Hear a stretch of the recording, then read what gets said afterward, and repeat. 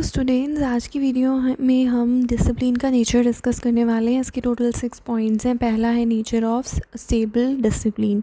जो डिसिप्लिन है ना, वो बेसिकली स्टेबल होना चाहिए नेचर में।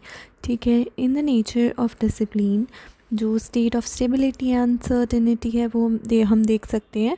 The situation means system. यहाँ पे पूरी सिचुएशन एक सिस्टम को ही बताती है एंड जो रूल्स हैं that appear to be completely वो रिलिएबल होते हैं यहाँ पे, क्योंकि यहाँ पे जो सारा सिस्टम है वो चाइल्ड सेंट्रिक एजुकेशन सिस्टम होता है और चाइल्ड को यहाँ पे फोकल पॉइंट समझा जाता है लर्निंग प्रोसेस का।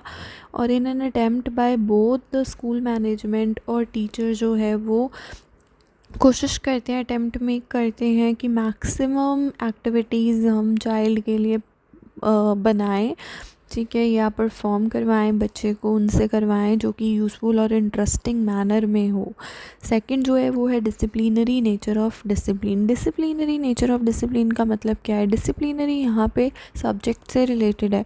तो डिसिप्लिनरी नेचर में सारे एक्शंस और एक्टिविटीज़ आ जाते हैं जो एक पर्टिकुलर सब्जेक्ट या स्पेशल सब्जेक्ट को बेसिकली डिसिप्लिन देते हैं। Offers the best form of faculty form, best form जो होती है फैकल्टी की उसको ये बनाते हैं। For example the science faculty में जैसे केमिस्ट्री, फिज़िक्स, बॉटनी आ जाता है। और इन सारे डिसिप्लिन्स में जो डिसिप्लिन है वो मैनेज करता है एक ही फैकल्टी में। ठीक है, but when it is presented as disciplinary analysis के लिए तब जाता है, तब इनका रिलेशन सेम नहीं रहता, तब अलग अलग तरीके से ही हम इनको एनालाइज करते हैं, बट ये एक ही फैकल्टी के अंडर आ जाते हैं। ठीक है, नेक्स्ट है हमारा इंस्ट्रक्शनल नेचर ऑफ डिसिप्लिन। इसमें बेसिकली क्या है, कुछ गाइडलाइंस, बहुत सारे types of educational social values traditions को ध्यान में रखा जाता है इस नेचर के अंदर। ये इंक्लूड करता है कि आप अप्रोप्रिएट सजेशन प्रोवाइड करा रहे हो, जैसे कोई काम करना है या एडवाइस दे रहे हो किसी भी पर्सन को, डिसीजन कैपेबिलिटीज़ डेवलप कर रहे हो, बहुत सारे टाइप्स ऑफ वैल्यूज़ को डिस्क्राइब कर रहे हो, गाइडेंस दे रहे हो रिलेटेड सोशल ट्रेडिशंस। उसके बाद में आइडियाज़ वर्दी और इमेजिनरी नेचर ऑफ डिसिप्लिन में क्या आ जाता है, ये रेफर करता है ऐसे एक्टिविटीज़ को जिसमें आप कोशिश करते हो, अटेम्प्ट मेक करते हो कि आपको इन्फॉर्मेशन मिल सके बहुत सारे फैक्ट्स के बारे में। यहाँ पे फैक्ट्स को कंसीडर किया जाता है, उनको इमेजिन और डिस्कस किया जाता है। नेक्स्ट है हमारे पास में इंटरडिसिप्लिनरी नेचर। इसमें बेसिकली क्या है, इसमें ये जो प्रोसेस है इसमें हम बेसिकली जो भी प्रॉब्लम्स होते हैं एजुकेशनल बिजनेस सिस्टम या पूरे सिस्टम के, उसके सॉल्यूशंस फाइंड आउट करने की कोशिश करते हैं। जो नॉलेज है वो अवेलेबल होती है बहुत सारे ओकेजन्स पे, वो बर्थ देती है टू बेस्ट सिस्टम को।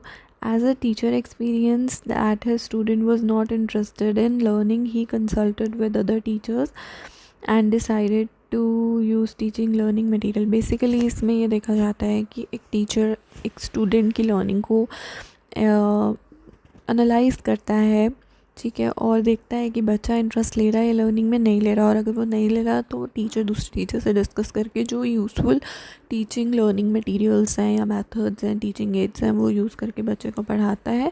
लास्ट जो नेचर है वो है multi disciplinary nature of discipline. क्या होता है, ये नेचर रेफर करता है ऐसे कंडीशंस को जिसमें आप मैनी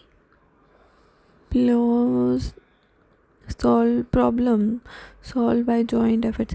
इसमें बेसिकली क्या होता है, ये जो नेचर है रेफ़र करता है ऐसे कंडीशन को जहाँ पे बहुत सारे प्रॉब्लम्स को सॉल्व किया जाता है जॉइंट एफर्ट के through. As the lack of education doesn't reach the people benefits of government. Basically क्या होता है, जब एजुकेशन की कमी होती है तब हम जो गवर्नमेंट के बेनिफिट्स हैं या पब्लिक बेनिफिट्स हैं जो गवर्नमेंट हमें देती है वो उनके बारे में हमें पता नहीं होता, उन स्कीम्स के बारे में हमें पता नहीं होता। और इस प्रॉब्लम को सॉल्व करने के लिए बहुत सारे अटेम्प्ट्स मेड किए जाते हैं। फ़िलोसॉफिकल एंड सोशियोलॉजिकल साइकोलॉजिस्ट कल भी अटेम्प्ट्स मेड किए जाते हैं ताकि हम जो गवर्नमेंट और ऑर्गेनाइजेशन है उसमें ऑलराउंड डेवलपमेंट एक प्लेस हो सके उसके लिए। बिकॉज इसमें क्या होता है, इसमें सारा मल्टी डिसिप्लिनरी अप्रोच का मतलब यही है कि भाई यहाँ पे आपको ये ध्यान में रखा जाता है कि आपको अलग अलग क्षेत्र के बारे में भी जानकारी हो, बच्चे को पढ़ाया जाए, क्योंकि जो इंसान एजुकेटेड नहीं होता उसको गवर्नमेंट के रूल्स रेगुलेशंस की नॉलेज नहीं होती है। तो इसलिए बहुत सारे अटेम्प्ट्स मेड किए जाते हैं, एफ़र्ट्स किए जाते हैं कि हम हर तरीके से psychologically, physically and sociologically, mentally भी विकास कर सके बच्चे का, ताकि वो गवर्नमेंट के, ऑर्गेनाइजेशंस के जो रूल्स रेगुलेशन स्कीम्स हैं उनको समझ सके और उनका फ़ायदा उठा सके। अगर आपको वीडियो अच्छी लगे तो वीडियो को लाइक कीजिएगा, चैनल को सब्सक्राइब कीजिएगा, बेल नोटिफिकेशन